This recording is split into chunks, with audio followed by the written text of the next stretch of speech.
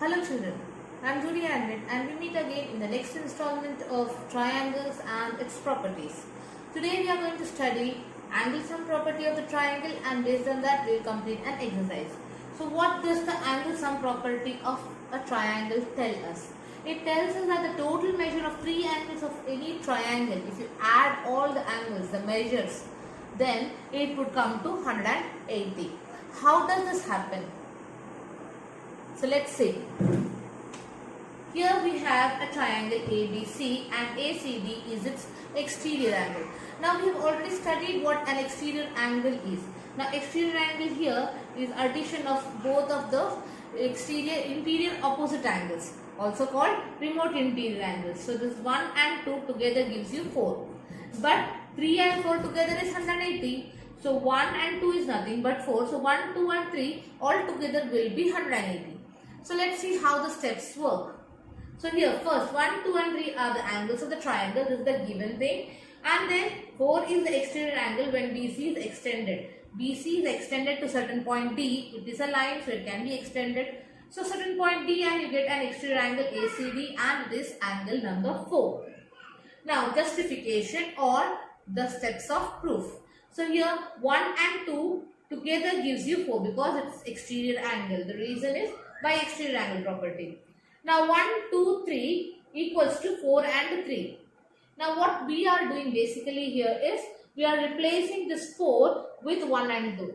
We know 4 and 3 are angles in linear pair. Addition of these is equal to 1 and 2 added to 3. Why? Because 4 is nothing but addition of 1 and 2. So same thing, we are just equalizing both the sides. Now this is adding 3 to both the sides. How we did this? We added 3 on both the sides. But 4 and 3 form a linear pair. Angles in linear pair. So what happens, their measure is 180. So 4 and 3 put together gives you 180. That simply means 1, 2 and 3 also put together would give you 180 degree. This is how the angle sum property of a triangle is proved. Now exercise. Find the value. Now in exercise 6.3 we have to find the value of unknown, that is x. So the diagrams are here. This is the first diagram. In the first diagram we have two angles given and one angle is given as x. And whenever we need to find the interior angles of a triangle, we use angle sum property. This is how we write angle sum property. All the three angles added together gives you 180. The reason has to be given angle sum property of a triangle because triangle tells this triangle is required here because there is an angle sum property for a quadrilateral, there is an angle sum property for pentagon, hexagon. All the polygons have a different angle sum property. And since we are talking about the polygon called triangle, we should have angle sum property of a triangle specified there. Now x plus 50 plus 180 x plus 50 plus 60 is 180. Now then what would be the value of x? These two numbers, the constants, have to go to the other side, and when they go to the other side after adding it would be 110. So 180 minus 110, that is 70 degree. The next question in a similar fashion, but here 90 is not mentioned, but instead we have been given a symbol here. This symbol signifies that it is 90 degree. So x plus 90 plus 30 gives you 180 degree. The reason, the same thing, angle sum property of a triangle. X plus 180 minus 120 is equal to 60 degree. Now 90 and 30, 120, direct addition is put here. 180 minus 120 is 60 degree. The value of x, the third angle of the triangle, is 60 degree.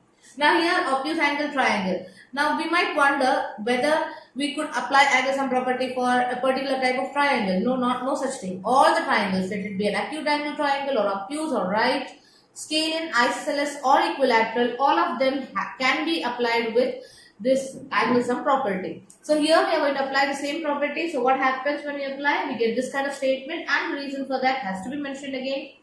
So x plus 30 plus 110 is 180. So value for x would be addition of both these comes to the other side, that becomes subtraction. So 180 minus 140, that is 40 degree. The value of x in this given figure is 40 degree. We have two places marked as x and the third angle is given to be 50 degree.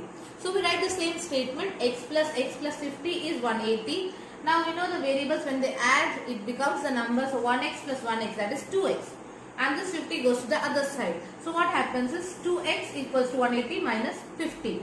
Now 2x will be 130. Therefore, the value of x would be this 2 going to the other side. Since its coefficient, it would become division. So 130 divided by 2, that is 65 degree. The value for x in this given figure is 65 degree. Now the next figure, no measure of any angle is given. So all the angles are marked as x. Now this is a special kind of a triangle. Why? Because all the angles are equal. The name for such triangles is an equiangular triangle. Now equiangular triangle is nothing but equilateral triangle, one and the same. Equal in angle, equal in side. That is equilateral or equiangular triangle. Now here, since all the angles are equal, what would be the measures? Let's see. Now here all the x's together gives you 180 degree.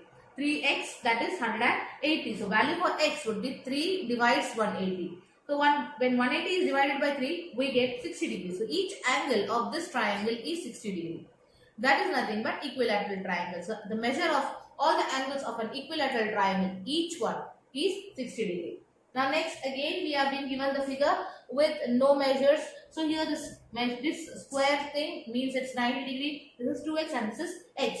So again the same process. We put on the values. So x plus 2x plus 90 is 180. So x and 2x becomes 3x and 90 goes to the other side and becomes negative. So 3x is nothing but 90 degree. That means value of x would be this 3 going to the other side. Now when 3 goes to the other side, since it's multiplication here, it would become division. So 90 divided by 3 gives you 30 degree. Now we got x, but here there is another angle with measure 2x. So 2x is twice 30, that is 60 degree. So each of the angle of this triangle is 90, 60 and 30. Now find the values of unknown x and y. There are two unknowns given here.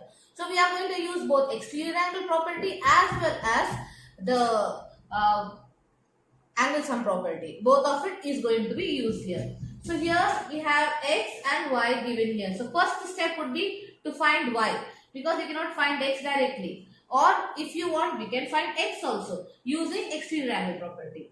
Now to find x, what we could do, 120 minus 50 would give you x. How? Because this angle 120 degree is exterior angle, and exterior angle is addition of interior opposite angle, that is 50 and x together makes 120 degree. So value for x would be 70 degree. And then you can find y using angle sum property or angles in linear pair. Either of the way you can use. Now let's see what's done here. So first x plus 50 is 120 degree, exterior angle property. So value of x is 120 minus 50, that is 70. Use linear angles in linear pair, or else you can use angle sum property of a triangle. Here I have used angle sum property of a triangle. So x plus y plus 50 gives you 180. So value of y would be 180 minus x and 50 together. Now x's value we got as 70. So 70 plus 50 has to be subtracted from 180. So 180 minus 120, that is 60 degree. The value of y comes to be 60 degree. Or else, if you want, you can say this y and 120 are angles in linear pair, and therefore y equals to 180 minus 120. That way also you would get the same answer. So this is the speciality of geometry. You can use multiple ways to solve the same thing. There are two ways to do this. Now next one. Here we have x here and y here, and we have been given AP here. Now if we don't have this is an x being formed. Whenever we have x, it's vertically opposite angle. So y and AP are equal because they are vertically opposite angle. And after that you could say by angle sum property, all these three angles put together being 180, then you subtract this y and 50 from 180 and you get your answer for x. Now how does it work? When you write the step, y equals to 80 degree. Directly we could write because there is no names given. So y being 80, the reason is vertically opposite angle. We have to write vertically opposite angle. Some places it's shown as VOA in short form, but it's not correct. We have to write the full form, vertically opposite angles. Next, using angle sum property, we put this. That's why we have to mention the reason in a bracket. Angle sum property of triangle x plus y plus 50 is 180. Now we know the value for y is 80 degree. So 180 minus 50 and 80 together, that's 130. So 180 minus 130 gives you 50 degree. That is the value for x. The value of x is 50 degree. Now in the next question, we are using exterior angle property and angle sum property of a triangle. Now here x, value of x could be found out directly using exterior angle property. Addition of these two gives you x. And then x and y are in linear pair, so you could find y using linear pair, or you could say angle sum property of triangle. That also works. Now let's see here, x equals to 50 and 60, reason exterior angle property. Now 50 and 60 gives you 110, so the value of x is 110 degree. Now x and y together 180 degree. Here angles in linear pair. These are the angles in linear pair, that is why we get x and y as 180, because they form a straight line and measure of a straight line is always 180 degree. So directly you could say angles in linear pair. Now value of x we know, so x goes to the other side and becomes subtracted. So it is y equals to 180 minus 110. 180 minus 110 is 70 degree. So y equals to 70 degree. Now the next, again we could see an x being formed here. X, whenever it is formed, it is vertically opposite angle. So this 60 and x are going to be equal using vertically opposite angle. So x equals to 60 and the reason is vertically opposite angle. Then we have to find y. So x plus y plus 30 gives you 180. The reason is angle sum property again. Now y equals 180 minus addition of x and 30, that is 60 and 30. So value of y will be 180 minus 90, that is 90 degree. So this is the measure for y. Now then again we have an x being formed. Whenever there is x being formed, we know it's vertically opposite angle at play. So 90 and y are going to be equal. Then what happens? Y equals to 90. The reason mentioned again in bracket, vertically opposite angles. Then x and y, because both these angles are mentioned as x's. Now whenever two angles are equal, when three angles were equal, we called it as equiangular, and we also know it by other name, that is equilateral triangle.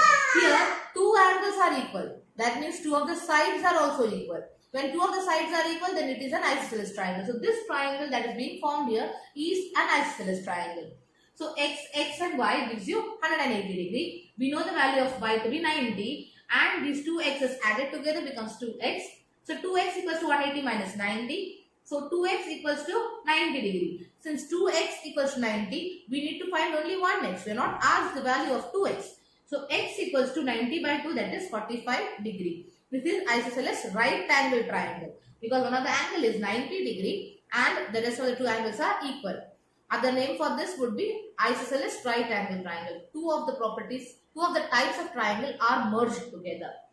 Now the next one, again we have vertically opposite angles being formed at the three vertices, and here we are given x and y in vertically opposite places. So what happens? We put them as equals. X and y are equal, vertically opposite angles, and the inner one will be x and this again inner one will be x.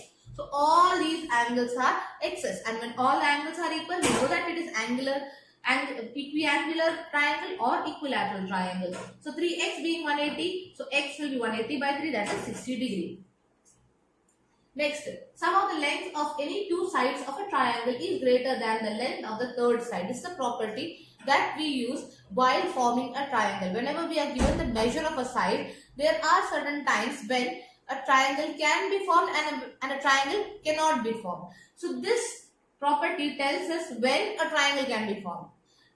The triangle can be formed only if addition of the remaining two sides is greater than the third side. Only then it could be formed. Otherwise, it's not at all a possibility. So that is the property that we are going to apply to solve the problems. Now let's see how it is done. Exercise 6.4. Is it possible to have a triangle with the following sides?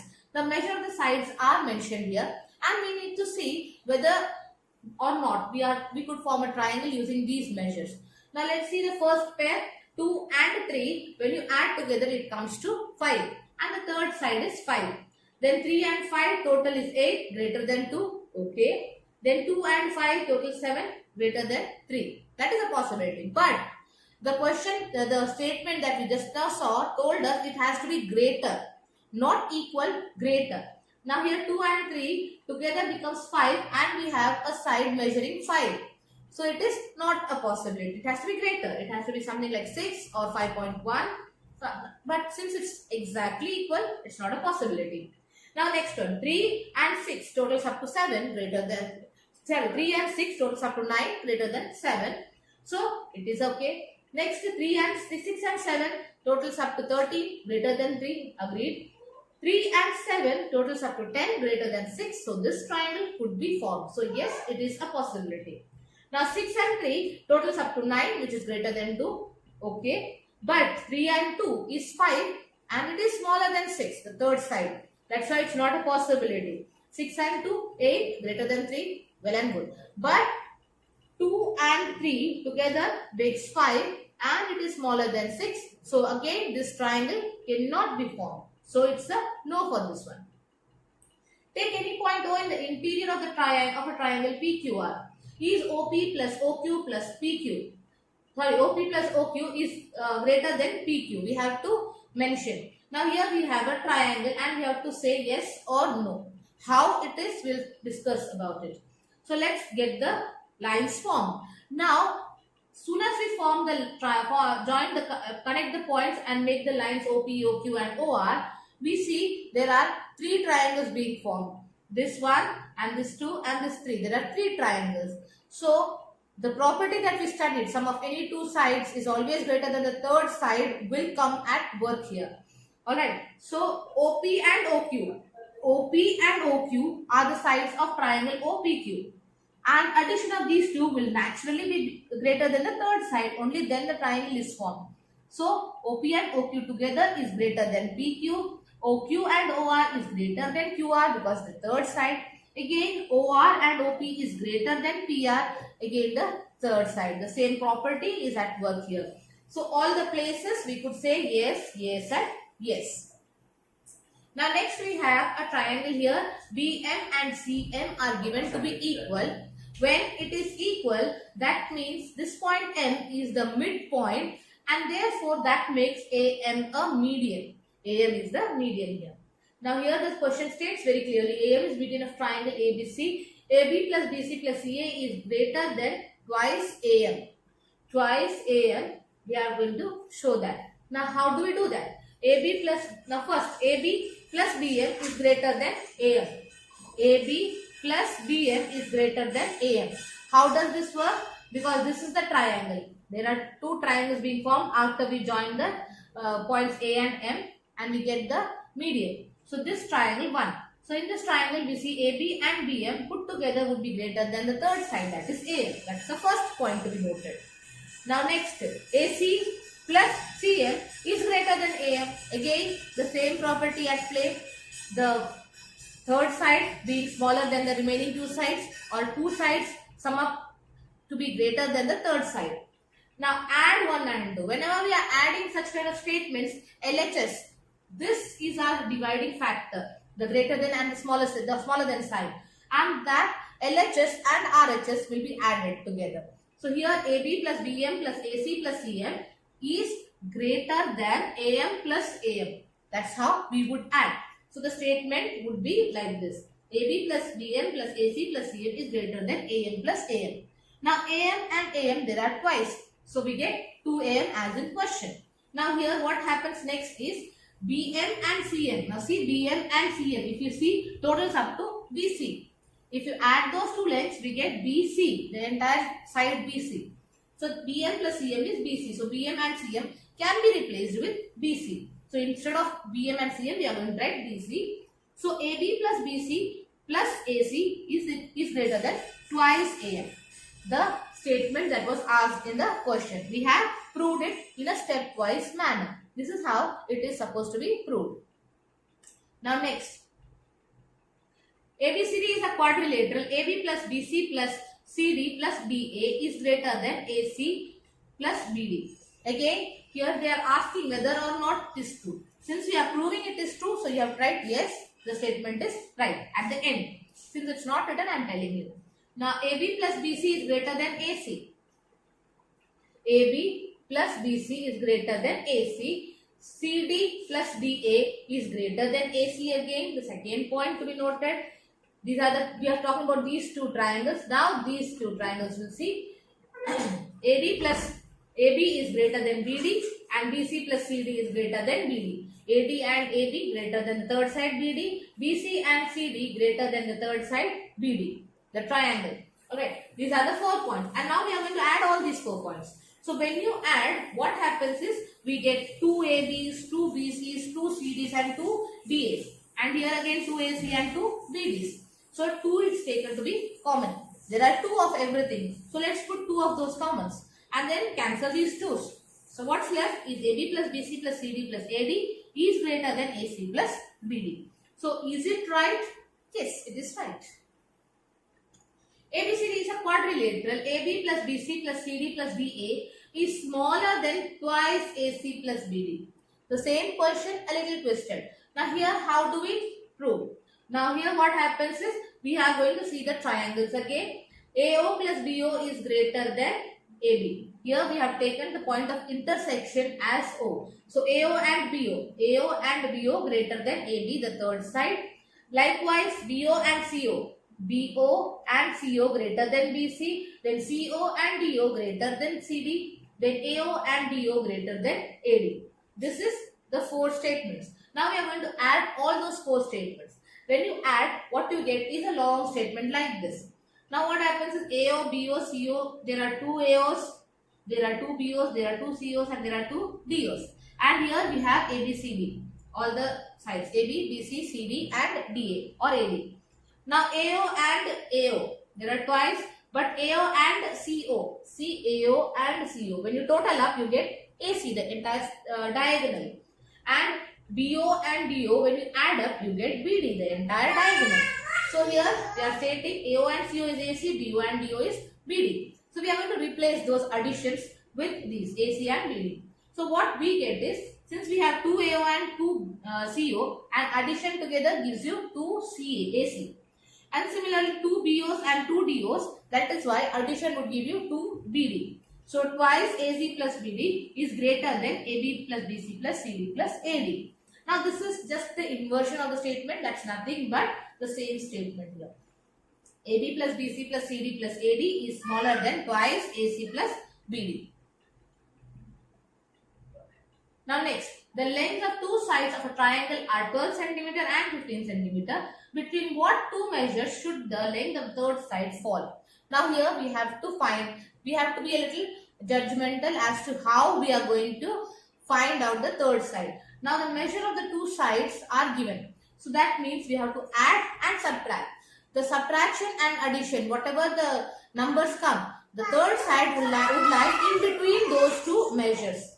So addition, the third side has to be less than 8 plus 6, that is 14. Sum of any 2 sides has to be greater, so it has to be less than 14. And it has to be more than the subtraction, the difference between those 2 sides. So 8 and 6, that is 2. So the third side would be greater than 2 cm and lesser than 14 cm. It would be in between these 2 measures. It can be 2.1 or 13.9. In between these 2 measures, it has to be coming there. So with that, we come to the end of this exercise. We'll meet again with the next exercise.